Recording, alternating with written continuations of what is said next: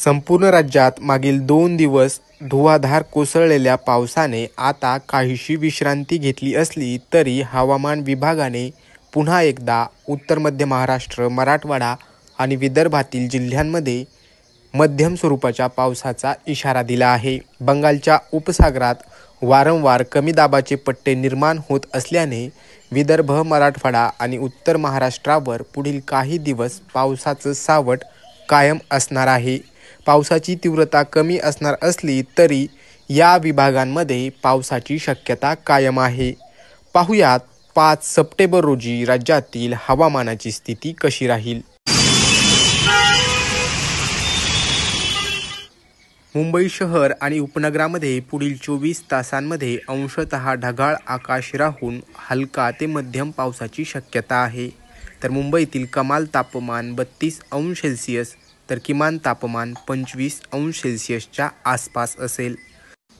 कोकण विभागातील कोणत्याही जिल्ह्याला हवामान विभागाने पावसाचा इशारा देण्यात आलेला नाही. त्याचबरोबर पुणे, सातारा, सांगली, कोल्हापूर या पश्चिम महाराष्ट्रातील जिल्ह्यांमध्ये देखील पावसाची कुठलीही शक्यता नसल्याचं हवामान विभागाने म्हटलं आहे. तर मराठवाड्यातील सर्वच जिल्ह्यांना हवामान विभागाने पावसाचा येलो अलर्ट दिला आहे. जालना, छत्रपती संभाजीनगर, बीड, धाराशिव, लातूर, नांदेड, हिंगोली, परभणी या 8ही जिल्ह्यांमध्ये हलक्या ते मध्यम पावसाची शक्यता हवामान विभागाने वर्तवली आहे.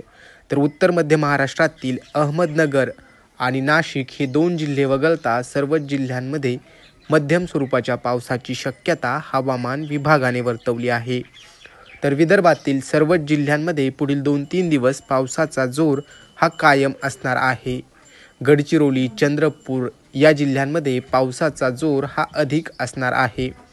तर मंडळी, हा होता राज्यभरातील हवामानाच्या स्थितीचा आढावा.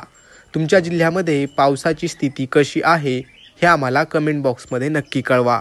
हवामानाचे अपडेट्स दररोज पाहण्यासाठी पाहत रहा लोकल 18 मराठी.